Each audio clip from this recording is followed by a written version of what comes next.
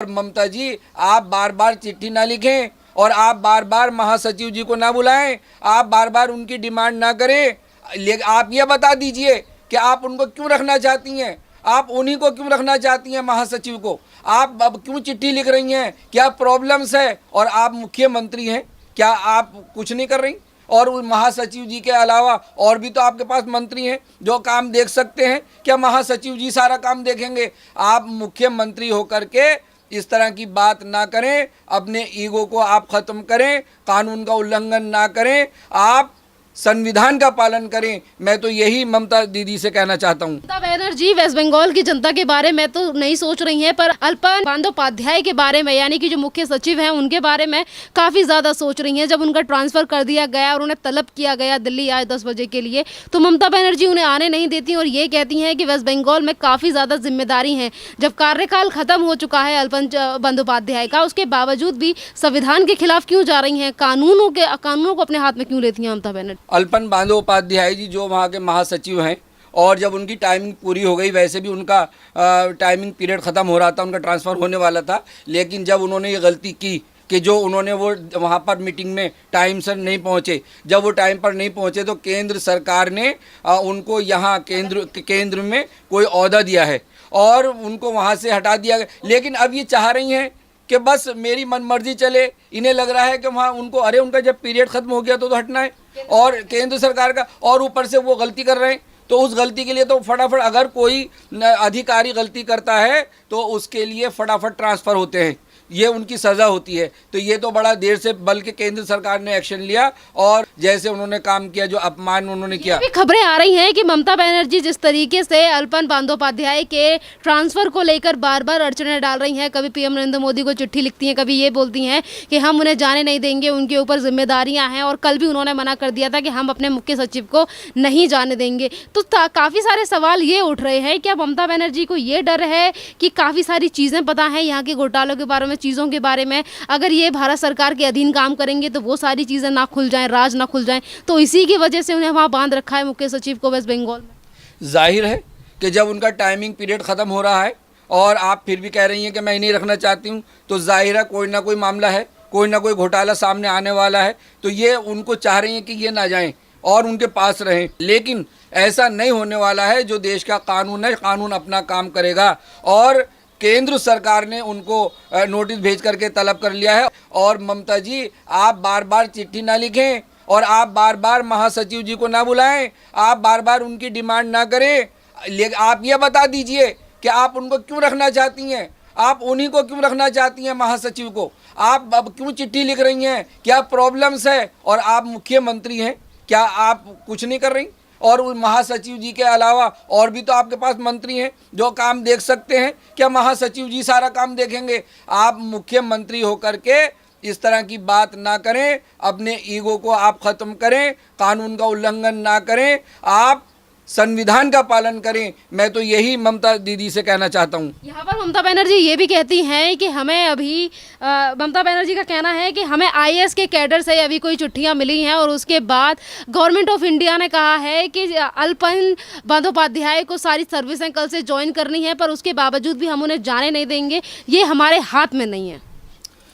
देखिए, ये ममता दीदी की सारी बात क्यों चलेगी?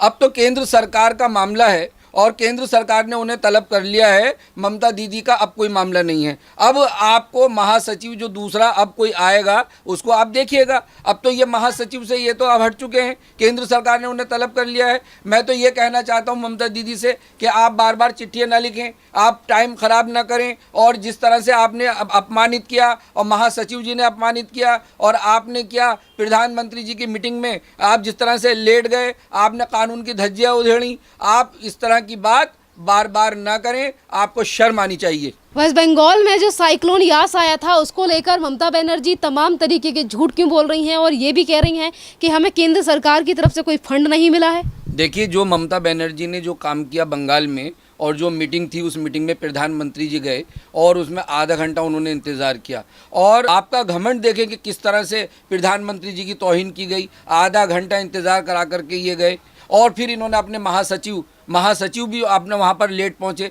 तो कोई तो पहुँचता। वहाँ पर ये देखिए, आप अपने जो आपका कोई मामला है या आपके दिल में कुछ बात है पार्टी को लेकर के या पॉलिटिकल को लेकर के, कम से कम बंगाल की जनता का तो आप ध्यान करें। जो बंगाल में जो यास तूफान आया, चक्रवाती तूफान, कितना ज़बरदस्त वहाँ पर प्रॉब्लम हुई, कितने लोगों के घर उजड़े, कितनी उनकी दुकानें, उनका कारोबार, और कितने लोग मर भी गए। तो इनको उस बात की चिंता नहीं है, इनको तो सिर्फ अपना जो ईगो है, बहुत अपने आप को घमंड में, ये आप पता नहीं क्या समझ बैठी हैं अपने आप को, बिल्कुल हिटलर शाही इनका मामला हो चुका है। ये किसी से न किसी की इज्जत करने को तैयार हैं। अरे प्रधानमंत्री जी की आपने तौहीन की, प्रधानमंत्री जी की तौहीन नहीं की, आपने संविधान की तौहीन की। जो देश का संविधान है, कम से कम आप उस पर तो चलें।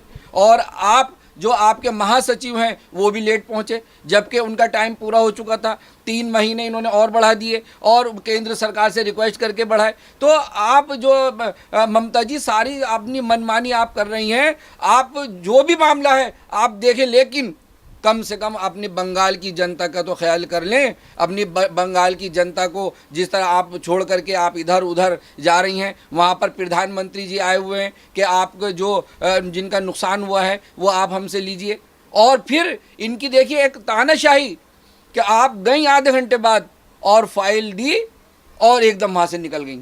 तो ये बड़ी शर्मनाक बात है। और वो उस फाइल के अंदर के 20,000 करोड़ रुपए की आपने बात रखी है। प्रधानमंत्री जी ने 10,000 करोड़ का इनको पूरा बजट पास कर दिया, इनके कहने के मुताबिक इनको पूरा फंड दे दिया है। उसके बावजूद भी ममता बनर्जी कहती हैं कि हमने कोई फंड नहीं लिया, हमने कोई फंड की बात नहीं की। ममता बनर्जी तो ये झूठ बोलकर आखिरकार क्या संदेश देना चाहती हैं वेस्ट बंगाल की जनता को? ये तो बराबर झूठ बोल रही हैं। जब से चुनाव हुए, चुनाव से लेकर के आज तक बराबर झूठ बोल रही हैं। वहाँ पर जिस तरह से दंगे हुए, जिस तरह से बमबारी हुई, जिस तरह से लड़ाई झगड़े हुए, किस किस तरह से वहाँ पर लोगों को मारा गया, किस किस तरह से पलायन किया गया, वो हर बात को ही झूठ बोल रही हैं। जबकि दुनिया देख रही है, आज तो मीडिया का माहौल है, सारे लोग देख रहे हैं कि आप क्या कर रही हैं। आपको शर्म आनी चाहिए। ये झूठ बोलना आप छोड़ दीजिए। ये बराबर झूठ पर झूठ आप बोल रही हैं। और ये कोई बात झूठ चलने वाली तो है नहीं। वो तो सारा काम लिखत में होता है। फाइल आपने दी है, आपकी फाइल पास हो गई है, वहाँ जो बंगाल की जनता है उनको पूरा मुआवजा दिया गया है। तो आप ममता जी क्या घोटाला करने का इरादा है?